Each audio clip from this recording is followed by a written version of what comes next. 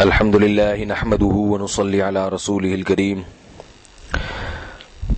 رسول اللہ صلی اللہ علیہ وسلم نے فرمایا، نظر اللہ امرأ سمع منا شیئا فبلغه كما سمعه فرب مبلغ اوعى من سامع۔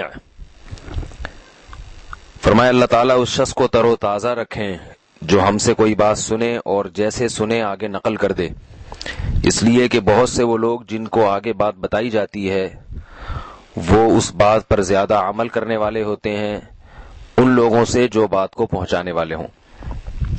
اس حدیث سے معلوم ہوا کہ آپ جب رسول اللہ صلی اللہ علیہ وسلم کی کوئی بات سنیں یا شریعت کی کوئی بات سنیں جو براہ راست نبی صلی اللہ علیہ وسلم سے منقول تو نہ ہو، لیکن فقہائے کرام نے قرآن اور حدیث ہی سے اس کو مستنبط کیا ہو، اخذ کیا ہو، تو اس بات کو آگے نقل کر دینا چاہیے۔ کوئی بھی خیر کی بات آپ نے سنی، آگے نقل کر دیں۔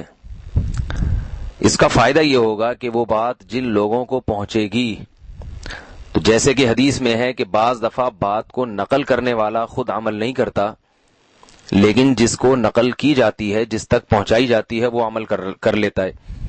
تو اب جب وہ عمل کرے گا تو اس کو بھی اس کا ثواب ملے گا۔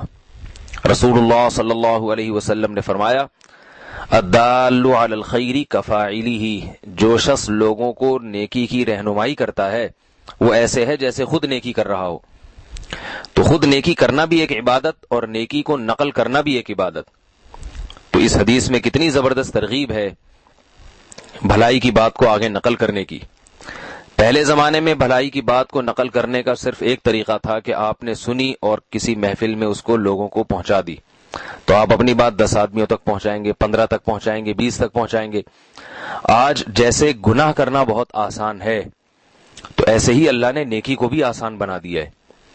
آپ انٹرنیٹ کے ذریعے، فیس بک کے ذریعے کوئی بھی اچھی بات ہو، آپ لاکھوں تک اس بات کو آگے نقل کر سکتے ہیں۔